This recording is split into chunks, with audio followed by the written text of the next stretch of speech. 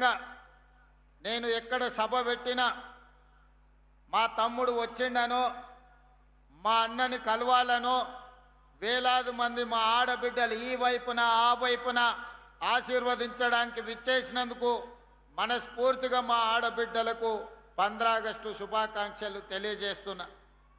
మిత్రులారా, ఈ ration card కేవలం కాగితం మీద ఉన్న కార్డు కాదు, ఇదొక ప్లాస్టిక్ వస్తువు కాదు, ఇది మీకు ఉచితంగా బియ్యం తెచ్చిపెట్టే సాధనం కాదు, ఇది మీ ఆత్మ గౌరవం.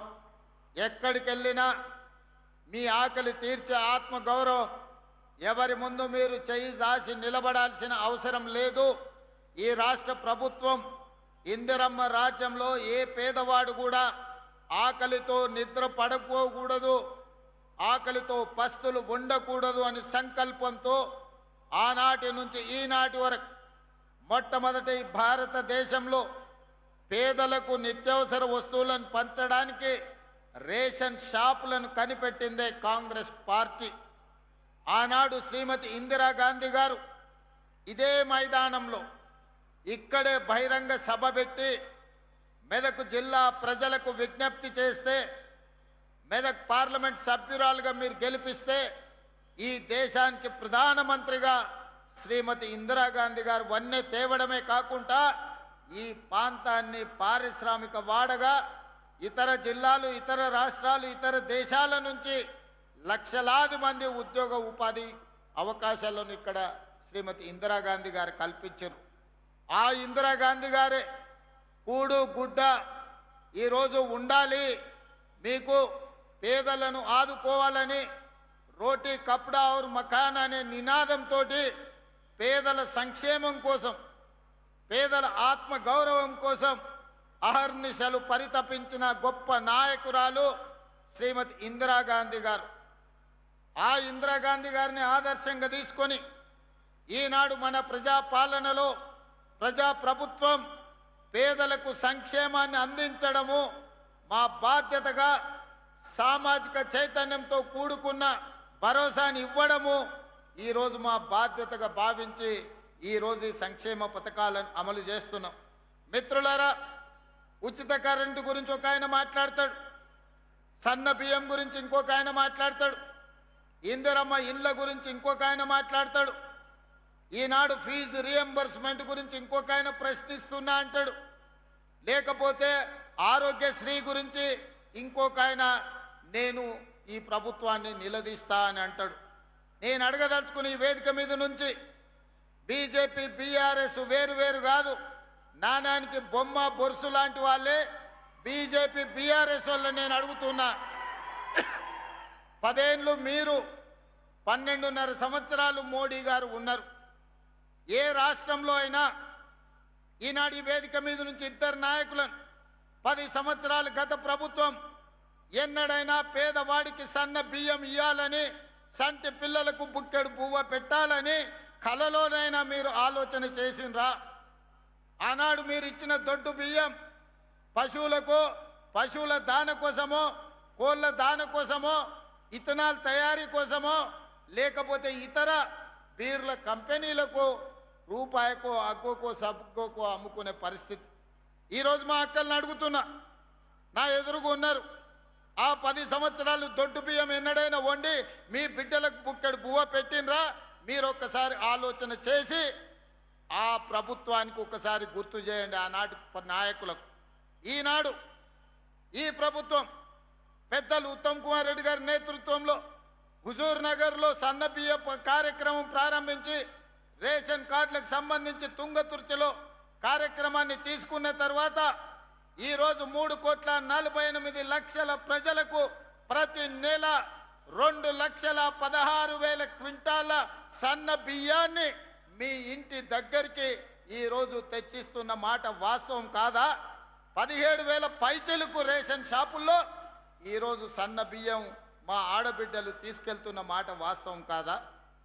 ఇవాళ నేను అడుగుతున్న మా అక్కల్ని, అక్క, ఉత్తమ్ కుమార్ రెడ్డి గారు ఇచ్చే సన్న బియ్యం ఎప్పుడైనా బర్రెల దాన కిందనో కోళ్ళ దాన కిందనో వాడినరా?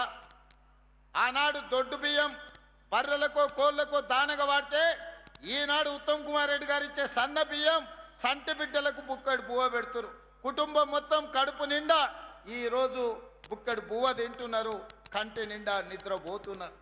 ఆనాడు 60 రూపాయలు ఉన్న సన్న బియ్యం ఈరోజు రేషన్ షాపుల్లో మనం ఈ బియ్యం ఇవ్వడంతో 45-50 రూపాయలకు తగ్గి 10 నుంచి 15 రూపాయలు మార్కెట్లో సన్న బియ్యం ధర తగ్గడానికి ఈరోజు ఉత్తమ్ కుమార్ రెడ్డి గారు అందిస్తున్న సన్న బియ్యం కారణం కాదా అని నేను అడుగుతున్న మిత్రులారా, కాంగ్రెస్ వస్తే కరెంటు ఉండదు, కాంగ్రెస్తో వస్తే కరెంటు కోతలు అన్నారు. 32 నెలలు అయింది. ఈరోజు రైతాంగాన్ని నేను అడుగుతున్నా, ఏ ఒక్క క్షణమైన కరెంటు పోయిందా?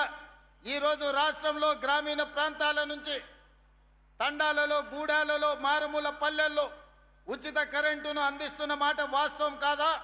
ఈనాడు రైతులు ఆనందంగా వ్యవసాయం చేసుకుంటున్న మాట వాస్తవం కాదా? ఆనాటి ముఖ్యమంత్రి ఒరేసుకుంటే ఉరేసుకున్నట్టే అని ఆనాడు చెప్పిండు.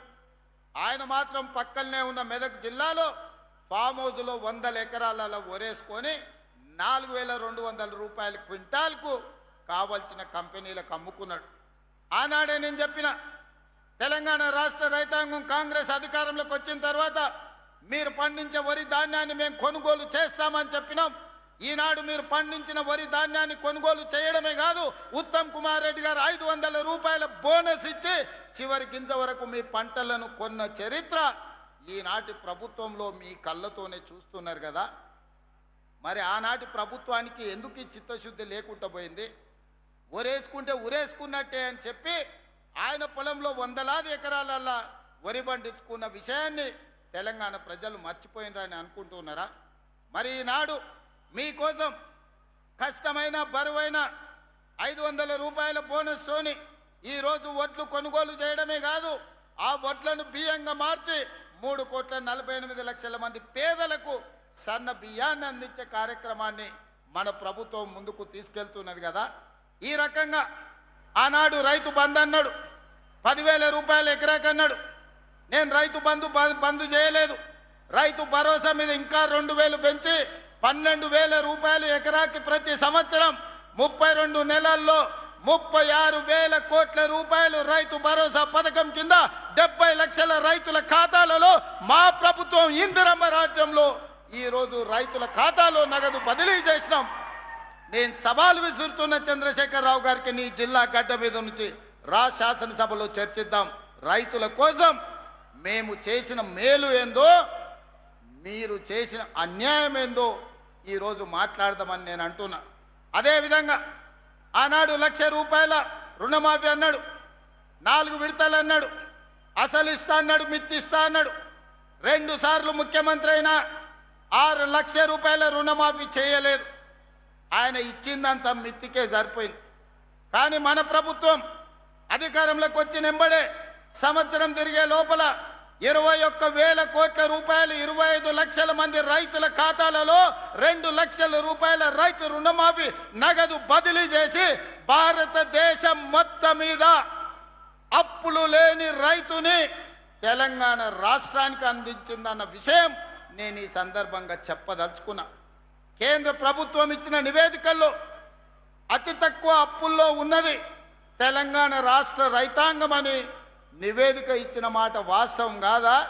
బీజేపీ నాయకులకు కనిపిస్తలేదా అని నేను అడుగుతున్నా. మీ ప్రభుత్వమే కదా రుణం లేని రైతులు ఉన్నది తెలంగాణ రాష్ట్రంలో అని కేంద్ర ప్రభుత్వం నివేదికలు ఇచ్చింది కదా.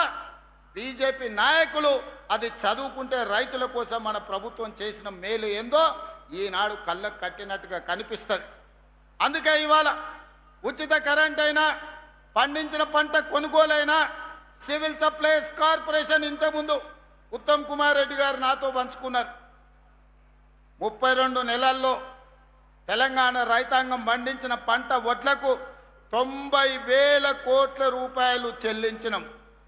ఎంత జగన్న, నువ్వు మళ్ళీ చెప్పాలి. 32 నెలల్లో రైతులు పండించిన వడ్లకు ఉత్తమ్ కుమార్ రెడ్డి గారు 90,000 కోట్ల రూపాయలు పేద రైతుల ఖాతాలో నగదు బదిలీ చేసిండు. ఇవాళ 90,000 కోట్ల రూపాయలే గ్రామీణ ఆర్థిక వ్యవస్థను బలోపేతం చేసి ఈరోజు రైతుల చేతుల్లో నగదు కలకలలాడుతుందంటే ఈరోజు రైతుల ఖాతాలో 90,000 కోట్ల రూపాయలు ఈ ప్రభుత్వం బదిలీ చేసింది. ఇది మా ప్రభుత్వం అమలు చేసిన సంక్షేమ పథకం కాదా? 21,000 కోట్ల రూపాయలు రైతు రుణమాఫీ చేసింది మేం కాదా? 36,000 కోట్ల రూపాయలు ఈరోజు మీ ఖాతాలలో రైతు భరోసాలో వేసింది మేము కాదా? సంవత్సరానికి 15,000 కోట్ల రూపాయల చొప్పున దాదాపుగా 2.5 సంవత్సరాలకు 35,000 కోట్ల రూపాయలు ఉచిత కరెంటు కోసం రైతుల తరఫున విద్యుత్ శాఖకు మన ప్రభుత్వం చెల్లించిన మాట వాస్తవం కాదా? ఇవాళ అందుకే ఆనాడు వ్యవసాయం దండిగా అన్నారు, ఈరోజు వ్యవసాయాన్ని పండుగ చేసినాం. రైతు రాజ్యం తెస్తామని చూపించినాం. ఈరోజు ఇందిరమ్మ రాజ్యంలో రైతులను రాజులలాగా గౌరవించే సంస్కృతి ఈరోజు మా ప్రభుత్వంలో ఉన్నది. అందుకే ఈనాడు 32 నెలల్లో 1,70,000 కోట్ల రూపాయలు రైతుల కోసం, రైతుల సంక్షేమం కోసం, రైతుల అభివృద్ధి కోసం రాష్ట్ర ప్రభుత్వం ఖర్చు పెట్టిందని నేను గర్వంగా చెప్పదలుచుకున్నా. రెండవ భాగం, మొదటి విడత రైతులు, రెండవ విడతలో మా ఆడబిడ్డలు, మహిళల కోసం మా అక్కలందరికీ తెలుసు.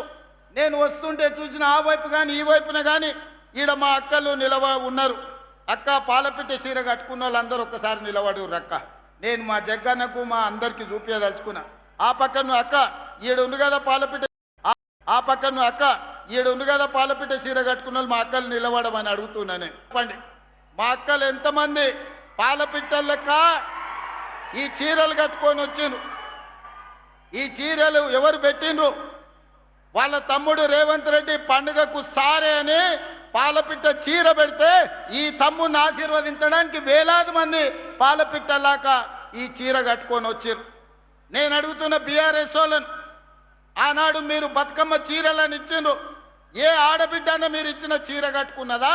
లేకపోతే ఆ చీరలు తీసుకెళ్లి పొలాల కాడ అడవి పందులను బెదిరించడానికో, లేక పంట తింటున్న పిట్టలను బెదిరించడానికో కట్టిండ్రు తప్ప ఎన్నడన్నా ఆడబిడ్డలు మీరు ఇచ్చిన బతుకమ్మ చీర కట్టుకున్నారా? మీ బతుకు జడ బతుకమ్మ చీరల్లో కూడా కమిషన్ కొట్టి ఆ పాపానికి కొట్టుకుపోయి ఫామ్ హౌస్లో బందీ అయి బతుకుతున్నారు. మీరు కూడా మమ్మల్ని విమర్శిస్తారా? ఇవాళ 1 కోటి మంది ఆడబిడ్డలకు పాలపిట్ట చీరలు పోయిన సంవత్సరం ఇచ్చిన, ఈ సంవత్సరం డిసెంబర్లో మళ్ళీ మా అక్కలకు సారె కింద చీర పంపిస్తున్నా. ఈసారి చిలకపచ్చ చీర పంపిస్తా. మా అక్కలందరూ సంతోషంగా పండుగ పూట ప్రభుత్వ కార్యక్రమాల్లో వచ్చే సంవత్సరం చిలకపచ్చ చీర కట్టుకొని రావాలి. అదేవిధంగా స్వయం సహాయక సంఘాలు ఆనాడు 0 వడ్డీ గుండు సూన పెడితే సీతక్క వచ్చిన తర్వాత మా ప్రభుత్వంలో బట్టి గారు 60,000 కోట్ల రూపాయలు 0 వడ్డీతోని ఆడబిడ్డలకు ఇప్పించి బ్యాంకు లింకేజ్ ఈరోజు 2,000 కోట్ల రూపాయలు ఈరోజు మిత్తి కింద బ్యాంకులకు చెల్లించడం. ఇదే కాదు, ఈనాడు పెట్రోల్ బంకుల వ్యాపారం చేస్తున్నారు. ఈనాడు హైటెక్ సిటీ పక్కన స్టాల్స్ పెట్టి ప్రపంచానికి వాళ్ళు ఉత్పత్తి చేసిన వస్తువులను అమ్ముతున్నారు. అదేవిధంగా ఈనాడు సోలార్ విద్యుత్ ఉత్పత్తి చేస్తున్నారు. మా ఆడబిడ్డలకు ప్రభుత్వం వచ్చిన 2వ రోజే డిసెంబర్ 9, 2023 నాడు మహాలక్ష్మి పథకం ద్వారా ఆర్టీసీ బస్సుల్లో ఉచిత ప్రయాణాన్ని అందించినాం. ఆ ఎల్లా అడిగాను మా అక్కలు, అయ్యా కండక్టరు మరి టికెట్ పైసలు అడిగితే ఏం చెప్పాలని. నేను ఒకటే చెప్పిన మా అక్కలకు, అక్క మీ పర్సులో మీ తమ్ముని ఫోటో పెట్టుకోండి. ఎవరన్నా కండక్టర్ బస్ కిరాయి అడిగితే ఇట్లా తీసి ఫోటో చూపించి మా తమ్ముడు పట్నంలో ఉంటాడు, బస్ కిరాయి పైసలు ఇస్తాడు, పోయి అడుగుపోను రాని. ఇవాళటి వరకు మా అక్కల్ని అడుగుతున్నా, అమ్మగారింటికి పోయినా, అమ్మవారిని దర్శించుకోనికి పోయినా ఎవరన్నా మిమ్మల్ని బస్ కిరాయి అడిగినరా? అక్క ఎవరైనా కిరాయి కట్టమని అడిగినరా? చెయ్యి అడ్డం పెడితే బస్ ఆపీరు, మీరు దిగుతున్న కాడ దించిపోయినరు తప్ప ఎవరన్నా ఒక్క పైసా మిమ్మల్ని అడిగినరా? ఇది ఉచితంగా రాలే. మీ తరఫున మంత్రి పొన్నం ప్రభాకర్ గారికి 11,000 కోట్ల రూపాయలు 32 నెలల నేను బస్ కిరాయిలు కట్టిన మా ఆడబిడ్డల కోసం. ఒక్క పైసా వాళ్ళని అడగొద్దు. అన్ని పైసలు ఎన్ని కోట్లైనా నేనే కడతా. రాష్ట్రం నలుమూలల మా ఆడబిడ్డలు ఎక్కడికి పోయినా, అమ్మగారింటికి పోయినా, అమ్మవారిని దర్శించుకోవాలన్నా అంతకుముందు ఇంటి ఆయన కాడ చేయి చాపితే ఈసడించుకునేటోళ్ళు. అత్తనేమో పోమ్మ పోయి వంటింట్లో వంట చేయిపో, రొట్టెలు చేయిపో అని అనేది అత్త అమ్మగారింటికి పోయేస్తా అంటే. ఇవాళ మా అక్కలకి ఎవరిని అడగాల్సిన పని లేదు. ఇంటి ఆయన బాయికాడికి పోతే అమ్మగారింటికి పోయి అమ్మని చూసి మళ్ళీ ఇంటికి వచ్చేటట్టు వెసులుబాటు ఉన్నది ఇవాళ. మరి ఈ బస్సులు ఉచితంగా మీకు ఇచ్చిన మాట వాస్తవం కాదా అక్క? ఇవాళ మీకోసం 1000 బస్సులు కొనిచ్చి బస్సులో ఉచిత ప్రయాణమే కాదు 1000 బస్సులకి మిమ్మల్ని యజమానులను చేసిన మాట వాస్తవం కాదా? ఆ ఎల్ల రిలయన్స్, అదానీ, అంబానీలు విద్యుత్తో లేకపోతే పెట్రోల్ వ్యాపారంలో ఉంటే ఇవాళ మా ఆడబిడ్డలకు ఆ వ్యాపారం అందుబాటులోకి తెచ్చింది నిజం కాదా? బడి పిల్లలకు 27 లక్షల మంది పిల్లలకు బట్టలు కుట్టే బాధ్యత ఆనాడు పెద్ద పెద్ద కంపెనీలకు ఇస్తే ఆ కంపెనీలను మెడల్ పట్టి దొబ్బి ఈ ఆడబిడ్డలకు ఇచ్చిన మాట వాస్తవం కాదా? 27,000 స్కూళ్ళు రాష్ట్రంలో ఉంటే స్కూళ్ళ మెయింటెనెన్స్ మొత్తం అమ్మ ఆదర్శ పాఠశాల పేరు మీద మా ఆడబిడ్డలకు అప్పచెప్పిన మాట వాస్తవం కాదా? ఇవాళ ప్రతిదీ ఇందిరమ్మ ఇల్లు మొదటి విడత 4.5 లక్షలు, రెండో విడత 2.5 లక్షలు, 7 లక్షల ఇందిరమ్మ ఇల్లు ఇస్తే ఆడబిడ్డల పేరు మీదనే ఇల్లు ఉండాలి అని ఆడబిడ్డల పేరు మీద ఇవాళ ఇందిరమ్మ ఇల్లు మంజూరు చేసి 5 లక్షల రూపాయలు ఉచితంగా మీ ఖాతాలో వేస్తున్న మాట వాస్తవం కాదా? ఊరున ఇవాళ ఇందిరమ్మ ఇండ్లు కట్టుకుంటున్నది నిజం కాదా? అందుకే ఆయన చెప్పిన, ఇవాళ మళ్ళీ చెప్తున్నా, ఆనాడు ఊరిచ్చిండు, డబల్ బెడ్రూమ్ ఇండ్లు అన్నాడు, డబ్బా కొట్టిండు. ఆ రోజు కొడుకు వస్తే కొడుకు కోడలు ఉంటే ఆడుంటారు, అల్లుడు బిడ్డ వస్తే ఏడవంటారు, కోడి పిల్లను కుక్క పిల్లను ఉంటే ఏడగట్టేసుకుంటారు అని అహనా పెళ్ళంటలో కోట శ్రీనివాసరావు కోడిని పైన కట్టి కింద ఉత్తపువ్వ తిన్నట్టు ప్రజలకు కథలుగా చెప్పిండు ఆయన. మీకు డబల్ బెడ్రూమ్ ఇండ్లు రాలే, ఆయనకు మాత్రం 1000 ఎకరాల ఫామ్ హౌస్ వచ్చింది, కొడుకుకు 100 ఎకరాల ఫామ్ హౌస్ వచ్చింది, బిడ్డకు 50 ఎకరాల ఫామ్ హౌస్ వచ్చింది, అల్లుడికి 25 ఎకరాల ఫామ్ హౌస్ వచ్చింది. మన పేదోళ్ళకు మాత్రం డబల్ బెడ్రూమ్ ఇల్లు రాలే. నిజంగానే ఆ ప్రభుత్వానికి చిత్తశుద్ధి ఉంటే సంవత్సరానికి 2 లక్షల ఇండ్లు కట్టినా 10 ఏళ్లలో 20 లక్షల ఇండ్లు కట్టే అవకాశం ఉండే, 20 లక్షల పేదోళ్లను ఓ ఇంటి వాళ్ళని చేసి వాళ్ళ ఆత్మగౌరవాన్ని నిలబెట్టే అవకాశం ఉండే. కానీ ఏ రోజు కూడా ఆయనకు సోయి లేదు. ఆయన సోకుల మీదనే ఆయనకు ఆలోచన. 10 ఎకరాలల్లా ప్రగతి భవన్ అని పెద్ద గడి కట్టుకున్నాడు, ఫామ్ హౌజులు కట్టుకున్నాడు, కానీ మీకు మాత్రం ఇయ్యలే. కానీ మీ తమ్ముడు 2 ఏళ్లల్లా 7 లక్షల ఇండ్లు పేదలకు కట్టించి ఊరూర ఇందిరమ్మ ఇండ్లు ఉన్నాయి. అందుకే ఆ రోజు చంద్రశేఖరరావు గారికి సవాల్ విసిరిన, ఏ ఊరిలో నువ్వు డబుల్ బెడ్రూమ్ ఇండ్లు కట్టించినవో ఆ ఊర్లో ఓట్లు నువ్వేపించుకో, ఏ ఊర్లో ఇందిరమ్మ ఇండ్లు నేను కట్టించునో ఆ ఊర్లో నేను ఓట్లు వేయించుకుంటా, నీకు డిపాజిట్ వస్తే చూస్తా అని సవాల్ విసిరిన. ఇవాళ కూడా సవాల్కు కట్టుబడి ఉన్నా. హనుమాన్ల గుడి లేని ఊరు ఉండొచ్చు, నీళ్ళ ట్యాంకు లేని ఊరు ఉండొచ్చు, రోడ్డు లేని ఊరు ఉండొచ్చు, బడి లేని ఊరు ఉండొచ్చు, ఇందిరమ్మ ఇండ్లు లేని ఊరు తెలంగాణ రాష్ట్రంలో లేదు, ఉండదు. ఇవాళ ఇందిరమ్మ ఇండ్లు గ్రామాన అందించినాం. ఇవాళనే 2.5 లక్షల పెన్షన్లు మంజూరు చేసినాం. మా అక్కలందరికీ సూచన చేస్తున్నా, వితంతువులు కానీ, ఒంటరి మహిళలు కానీ, భర్తలు చనిపోయిన వాళ్ళు కానీ ఎవరున్నా అప్లికేషన్ పెట్టుకోండి. సాచ్యురేషన్ ఎన్ని లక్షల మంది ఆడబిడ్డలు వితంతువులు కానీ ఒంటరి మహిళలు ఉంటే ఎన్ని లక్షల మంది ఉన్నా అందరికీ పెన్షన్ ఇచ్చే బాధ్యత నాది, మీ తమ్ముడిది, మిమ్మల్ని ఆదుకునే బాధ్యత నాది. అదేవిధంగా చేనేత కార్మికులు అర్హులైన వాళ్ళందరికీ ఇస్తా, గీత కార్మికులకు అర్హులైన వాళ్ళ అందరికీ